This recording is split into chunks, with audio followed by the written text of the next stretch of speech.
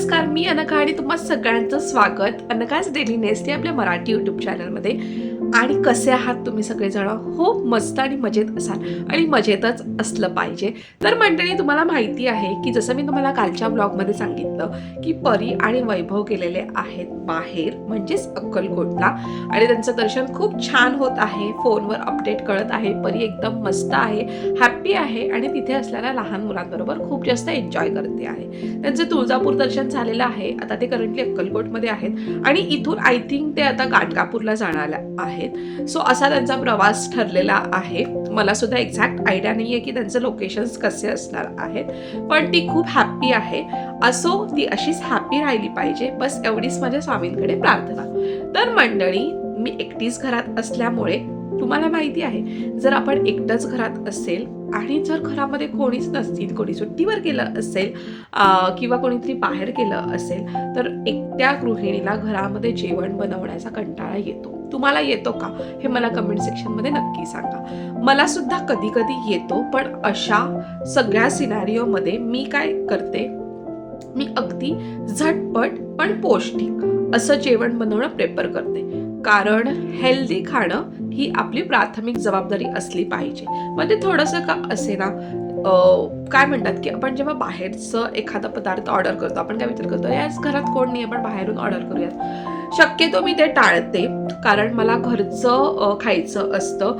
आणि पर्सनली मी खूप जास्त फूडी नाहीये, मला चमचमीत खायची अजिबात सवय नाहीये. उलट मला स्वादिष्ट घरचं मस्त असं जेवण आवडत असतं आणि ते बनवण्याचा माझा नेहमी प्रयत्न असतो.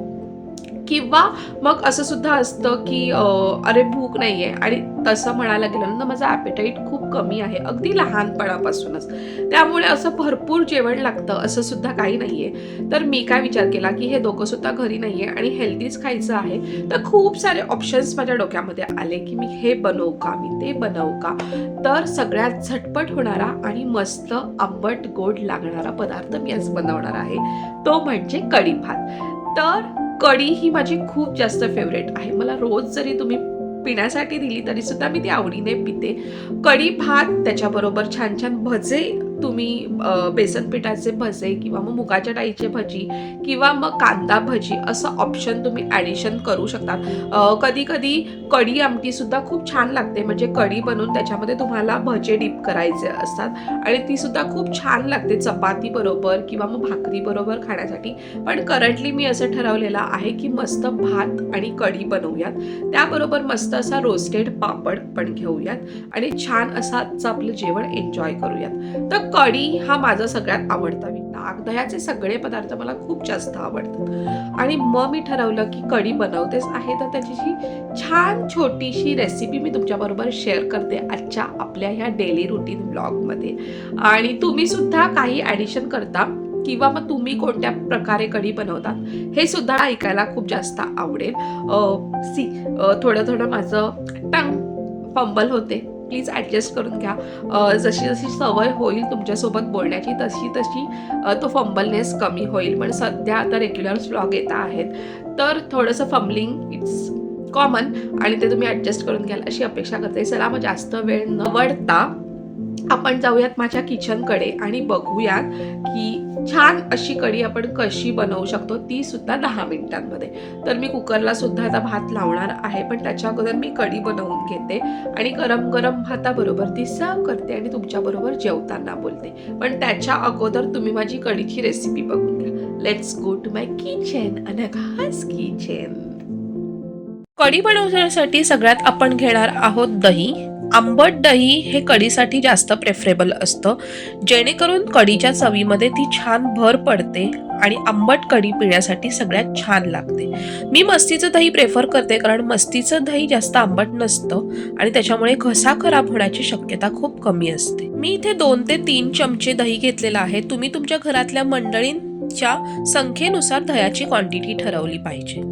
आता आपण दहीमध्ये घालणार आहोत बेसन पीठ. मी घातलेलं आहे 1 चमचा बेसन पीठ. तुम्हाला दही किती जाडसर हवी आहे त्याच्यानुसार तुमच्या बेसन पिठाचं प्रमाण हे ठरलेलं असतं. जर तुम्हाला कढी ही पातळ हवी असेल तर तुम्ही कमी बेसन पीठ घाला. जर तुम्हाला कढी थोडीशी जाड हवी असेल तर तुम्ही थोडंसं जास्त. त्यामध्ये मी आता चिमूटभर हळद घालणार आहे. हळद तुम्ही फोडणीच्या वेळेस घातली तरी सुद्धा चालेल, पण आपण आत्ताच हळद जर टाकली आणि ते व्यवस्थित फेटून घेतलं तर ती हळद त्याच्यामध्ये एकजीव होते आणि त्याचा कच्चेपणा लागत नाही.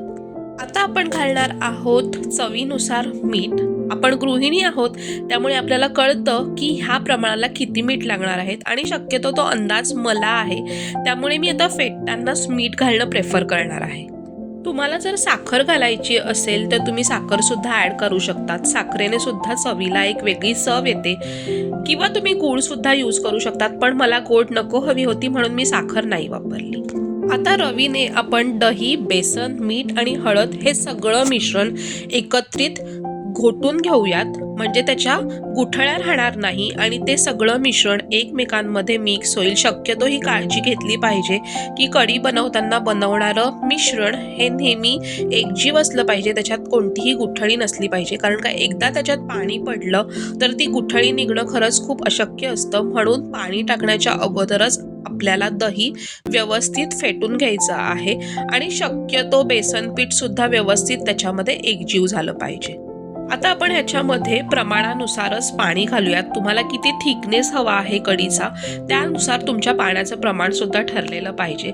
मला अंदाज असतो की एवढं पाणी घातल्याने माझी कढी थिक होणार आहे की पातळ होणार आहे आणि त्याच्यानुसार मी पाणी घालत असते. तर मी इथे ह्या पूर्ण मिश्रणामध्ये 1 ते 1.5 ग्लास पाणी घातलेलं आहे आणि सगळंच मिश्रण आता मी व्यवस्थित असं एकजीव करून घेतलेलं आहे. त्याच्यामध्ये कोणतीही गुठळी नाहीये. हळद, मीठ, बेसन पीठ सगळं दह्यामध्ये व्यवस्थित मिक्स झालेलं आहे.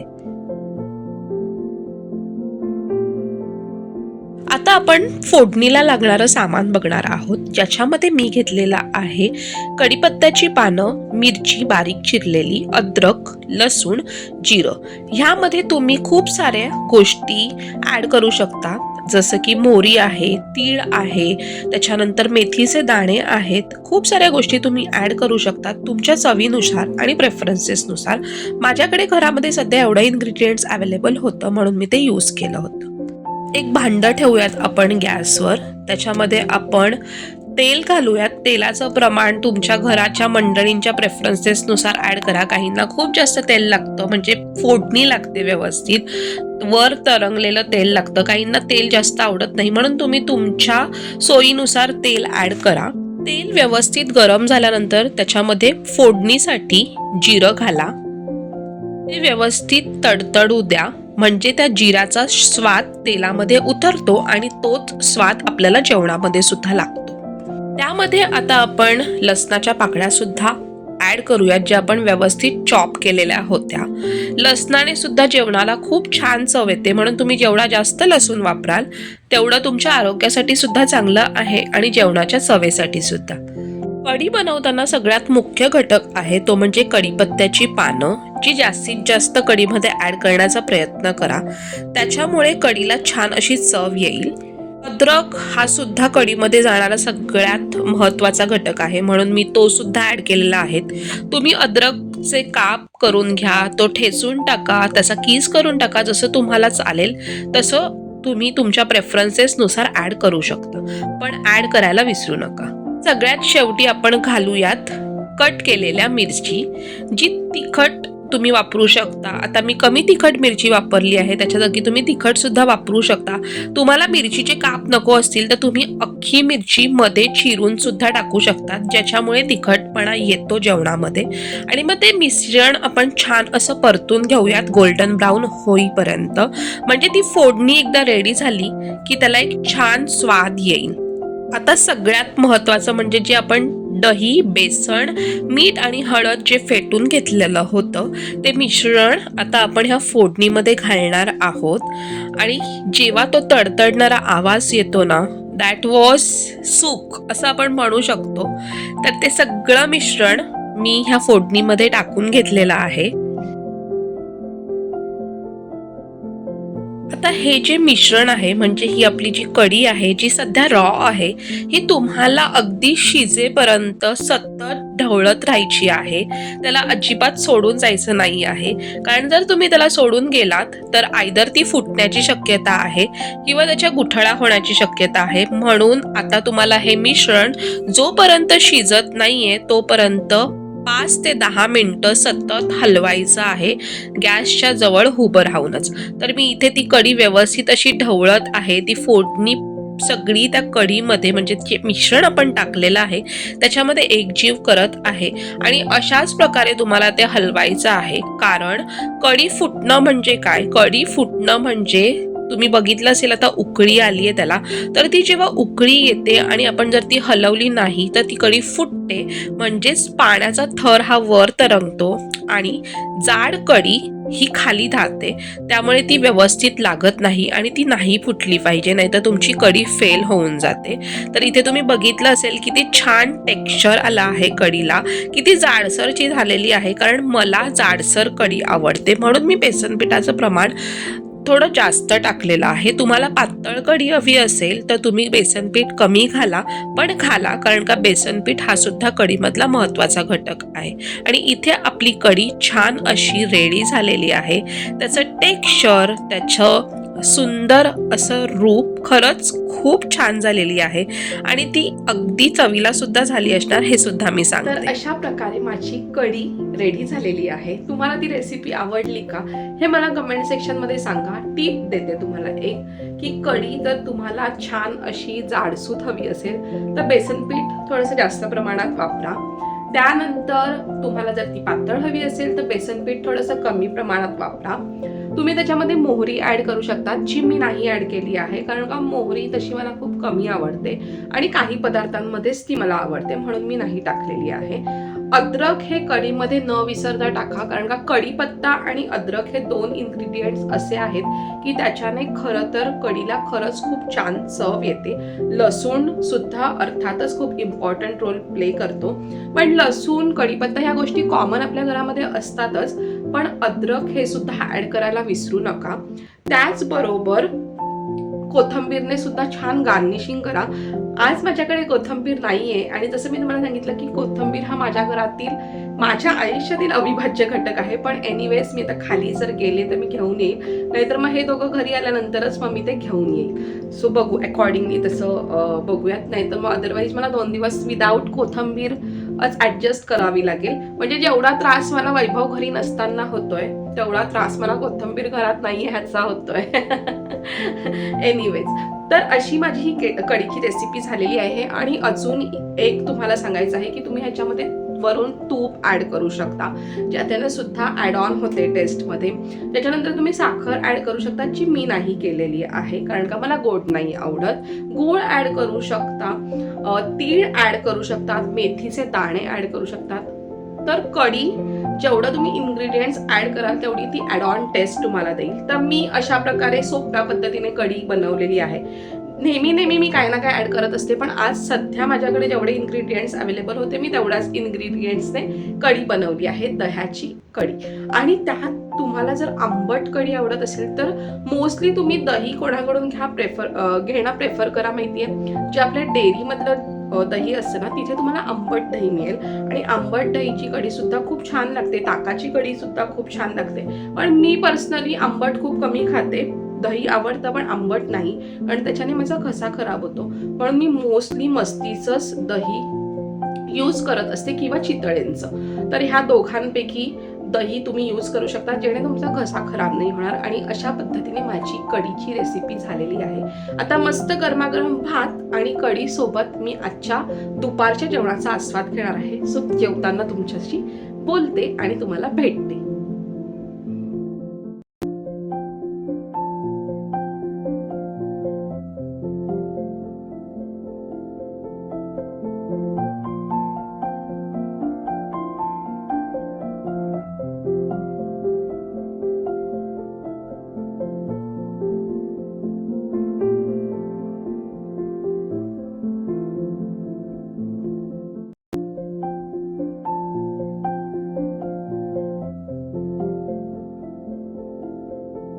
चला जेवूयात, खूप भूक लागलेली आहे. पण सगळ्यात अगोदर मी कढी टेस्ट करते आणि त्याचा रिव्ह्यू तुम्हाला देते की ती कशी झाली आहे. So now I take 1 spoon. ही आहे माझी कढी, मी टेस्ट करते.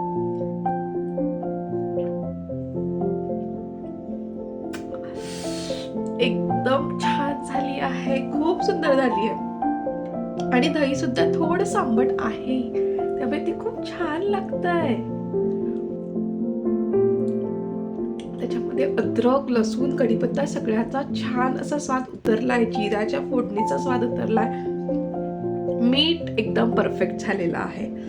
खरंच खूप छान झालेली आहे कढी आणि खरंच खूप छान झाली. म्हणजे मी केली म्हणून नाही, पण ॲज अ फूडी म्हणून मी टेस्ट केलेला आहे आता आणि खरंच खूप छान झालेली आहे. सो तुम्ही सुद्धा नक्की ट्राय करा. मी जशी कढी केलेली आहे एकदम झटपट, 10 मिनिटं सुद्धा लागली नाही मला ती होण्यासाठी. अप्रतिम झालेली आहे. चला मी आता जेवते, मला खूप भूक लागली आहे खरंच. मग मला तुमच्याशी बोलायचं सुद्धा आहे नंतर, कारण मला तुम्हाला दाखवायचं आहे काल मी जे फ्लिपकार्टवरून पार्सल मागवलेलं ते. तर मी जास्त वेळ न दवडता मी आता सगळ्यात अगोदर मस्त असं जेवून घेते आणि मग मी तुमच्याशी बोलते. एन्जॉय माय फूड नाव.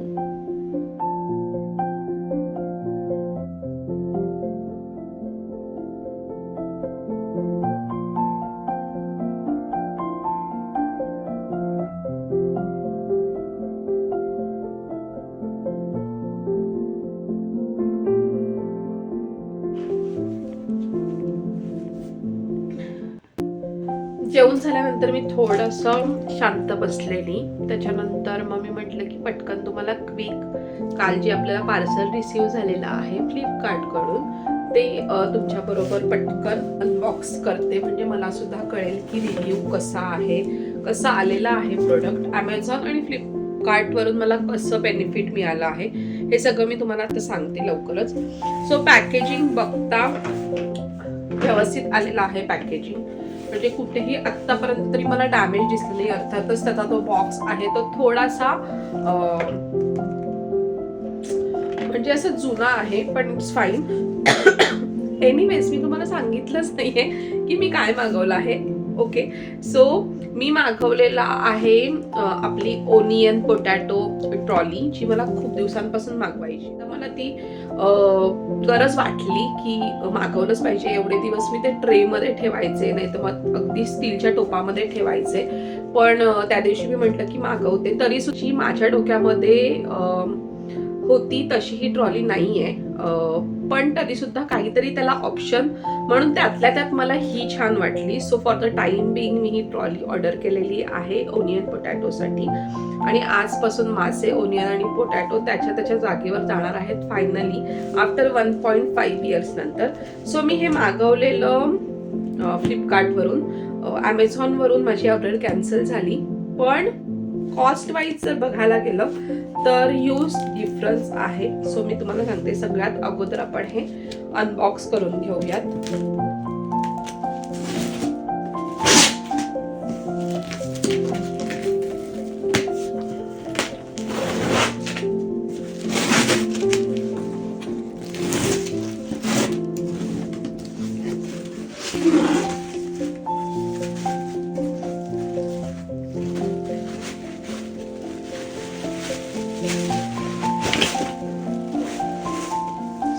हे असं आलेलं आहे अशा पिशवीमध्ये.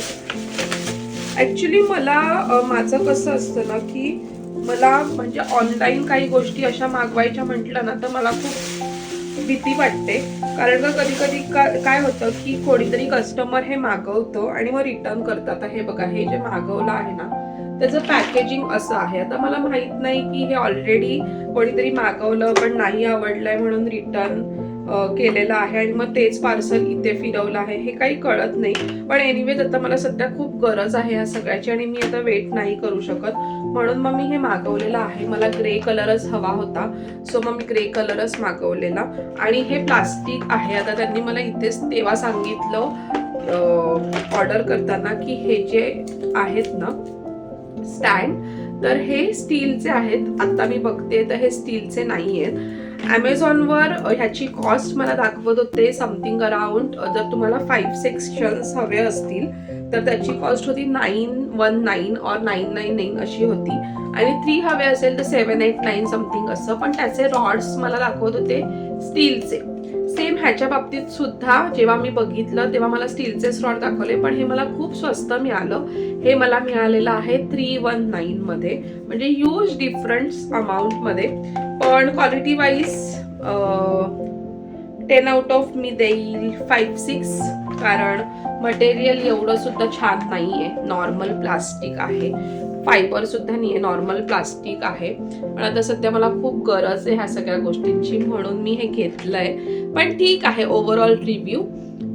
एनिवेज आता मी ते पटकन असेंबल करते आणि त्याच्यामध्ये माझे कांदे बटाटे जे काही आहेत ते मी अरेंज करते आणि मग ते सुद्धा तुमच्याबरोबर शेअर करते. सो चला आपण ही कांदा बटाट्याची ट्रॉली असेंबल करून घेऊयात फास्ट आणि मग भेटूयात डायरेक्ट फिक्स झाल्यानंतर.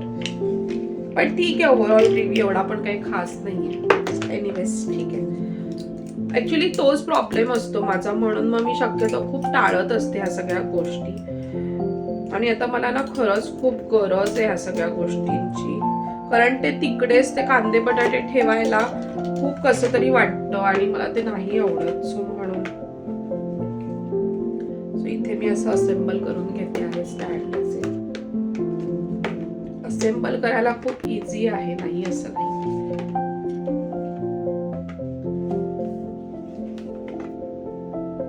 फक्त एवढंच असतं की आपण लोकल मार्केटमध्ये आपल्याला एवढे सगळे व्हेरिएशन्स नाही मिळत, मग ते नॉर्मलच आपल्याला मिळून जातं. ॲक्च्युली मला घ्यायचं होतं प्रॉपर स्टील, पण ते खूप जास्त कॉस्टली होतं आणि सध्या माझं तेवढं बजेटिंग नाही आहे. सो म्हणून, आणि हे बघा, हे ना तुम्ही अदरवाईज सुद्धा यूज करू शकता. तर हे तुम्ही नॉर्मल तुमच्या गोष्टी सुद्धा ठेवण्यासाठी यूज करू शकता. जसं की तुम्हाला समजा काही कंटेनर्स ठेवायचे आहेत किंवा मग किचन अप्लायन्सेस काही ठेवायचे आहेत तर हे तुम्ही यूज करू शकता. सो पर्पज यूज आहे याचा, आणि दिसायला सुद्धा खूप डिसेंट दिसतं, म्हणून मी हे मागवलंय. कारण का अदरवाईज मी आपल्या लोकल मार्केटमध्ये गेले असते तर मला नॉर्मल तेच कांद्याची ट्रॉली मिळाली असती जी फायबरमध्ये अवेलेबल असते, ती मला अजिबात नको होती. म्हणून जस्ट फॉर व्हेरिएशन सुद्धा मी हा ऑप्शन निवडला आहे. वेळ निघते आहे, सो ते महत्वाचं. जसं मी काल सांगितलं की आहे त्याच्यात समाधान मानायचं आणि पुढे जायचं. दुःख करून काही नाही होणार आहे. मनाला तर खूप काही वाटत असतं की हे करायचं ते करायचं, पण सगळ्याच गोष्टी आपल्या हातामध्ये नसतात. So it's fine, no worries. आवडली आहे तशी मला, पण मला फायबर ऍक्च्युली नव्हतं घ्यायचं. माहित नाही का, पण मला नव्हतं घ्यायचं फायबर.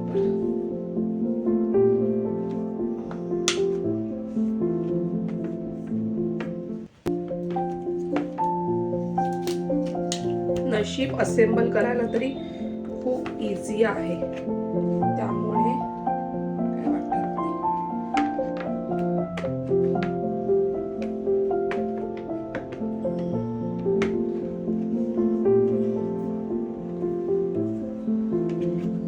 सो असे हे 3 कंपार्टमेंट आतापर्यंत झाले आहे आणि हा लास्ट 4 कंपार्टमेंट.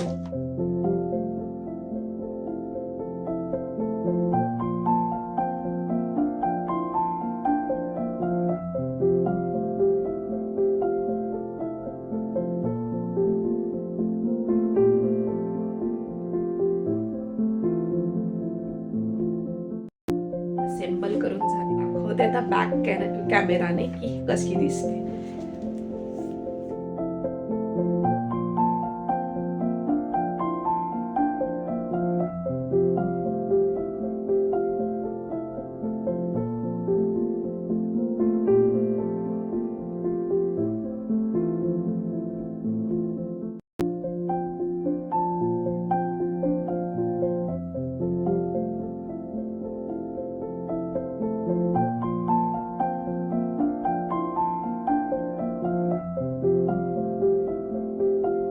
अशी आहे ही ट्रॉली कांद्या बटाट्यांची. आहे तशी छान आहे.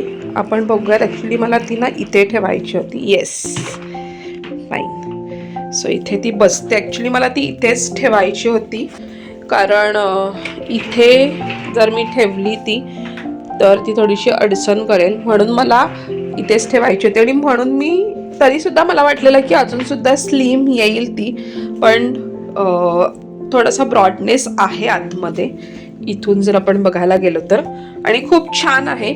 सो हेच हवं होतं मला.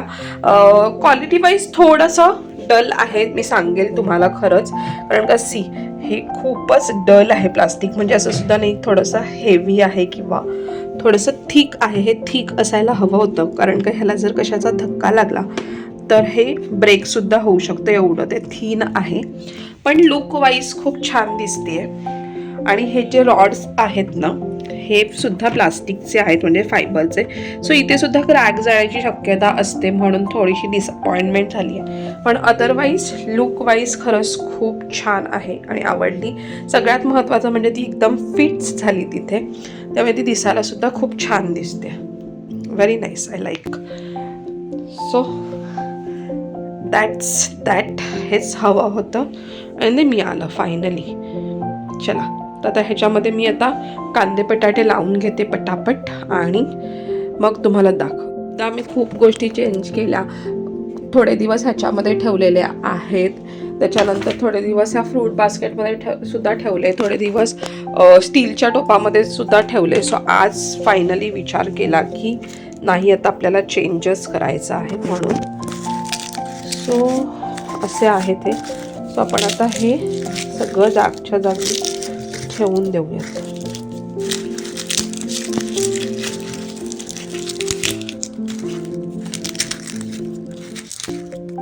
मी अरेंज करते कांदे बटाटे ट्रॉलीमध्ये आणि मग तुमच्याशी बोलते, तुम्हाला दाखवते सुद्धा कसं दिसतं आहे. So wait for just 2 minutes, मी लगेच तुम्हाला दाखवते.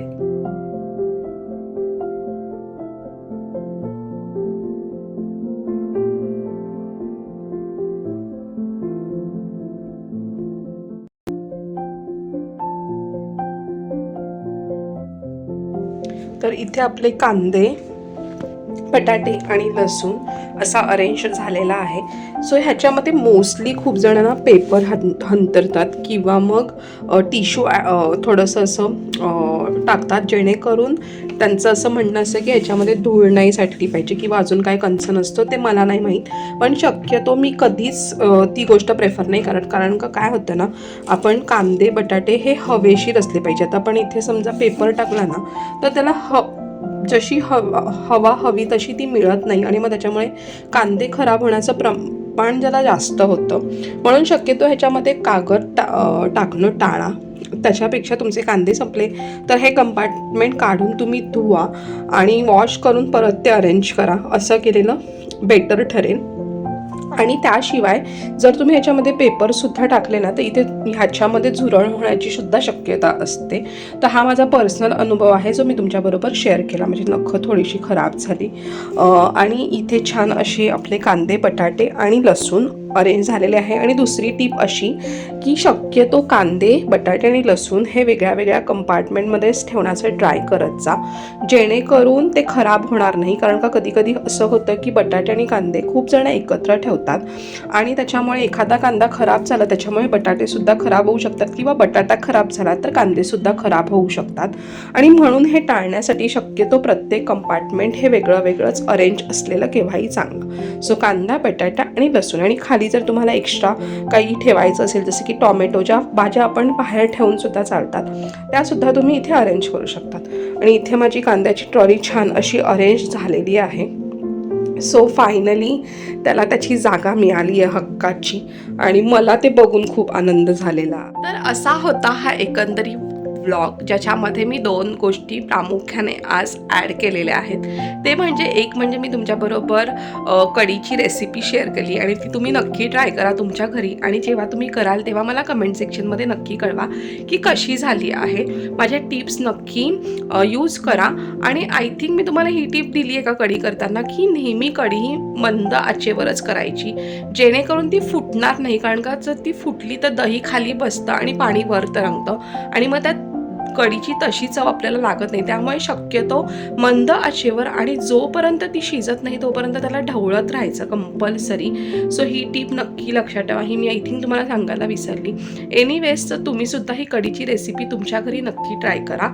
आणि दुसरा गोष्ट मी तुम्हाला आजच्या व्लॉगमध्ये दाखवली ती म्हणजे मी काल मागवलेलं फ्लिपकार्टवरचं पार्सल, ज्याच्यामध्ये होतं ऑनियन ट्रॉली, जी फायबरची आहे आणि जी मला खूप लो कॉस्टमध्ये फ्लिपकार्टवर मिळाली आहे. लो कॉस्टमध्ये मिळाली आहे म्हणजे अर्थातच क्वालिटीसुद्धा थोडीशी मॅटर करते. जी क्वालिटी ॲमेझॉनवरच्या प्रोडक्टमध्ये आहे ती फ्लिपकार्टमध्ये नाही आहे. सगळं फायबर मटेरियल आलेलं आहे. खूप थिन आहे आणि वापरायलासुद्धा थोडंसं डिफिकल्ट आहे, त्यामुळे जपून वापरावं लागणार आहे. एनिवेज सध्या आपले दिवस निघणार आहेत त्या ट्रॉलीमुळे आणि आपले कांदे बटाटे छान असे त्यांच्या जागेवर राहणार आहेत, त्यामुळे काही चिंता नाही आहे. तर अशा ह्या 2 गोष्टी मी आजच्या व्लॉगमध्ये तुम्हाला दाखवल्या. हे तुम्हाला कसं वाटलं मला नक्की कमेंट सेक्शनमध्ये सांगा. त्याचबरोबर तुम्हाला आजचा पार्ट कोणता आवडला बघायला व्लॉगमधला ते सुद्धा मला नक्की मेन्शन करा. आणि हा व्लॉग आवडला असेल तर जास्तीत जास्त तुमच्या मित्रमैत्रिणींबरोबर शेअर करा, घराघरांमध्ये पोचवा. माझ्या चॅनलला, माझ्या व्लॉगला खूप सारं प्रेम द्या आणि असंच माझं डेली रुटीन रोज एन्जॉय करा. तेच डेली रुटीन पण नव्या ऊर्जेने अनघासोबत. आणि होप तुम्हाला ते बघायला खरंच खूप आवडत असेल. तुमचं सजेशन्स मला खरंच देत राहा कमेंट थ्रू, म्हणजे मी त्याच्यामध्ये ॲड ऑन करेन. अजून मला 2-3 व्हिडिओ शूट करायचे आहेत माझ्या इंस्टाग्राम अकाउंटसाठी, सो ते मी आता करणार आहे. तर मी आता हा व्लॉग इथेच एंड करते. पुन्हा एकदा सांगते, जर आवडला असेल व्लॉग तर लाईक करा, कमेंट करा, चॅनलला सबस्क्राईब केलं नसेल तर सबस्क्राईब करा, बेल आयकॉन दाबा, जेणेकरून मी नवीन व्हिडिओ पोस्ट करेल तो सगळ्यात अगोदर तुमच्यापर्यंत पोहोचेल. आणि असेच मस्त रहा, आनंदी रहा, स्वच्छंदी रहा आणि स्वतःची काळजी घ्या. भेटूयात आपण नेक्स्ट व्लॉगमध्ये. तोपर्यंत बाय बाय, टेक केअर.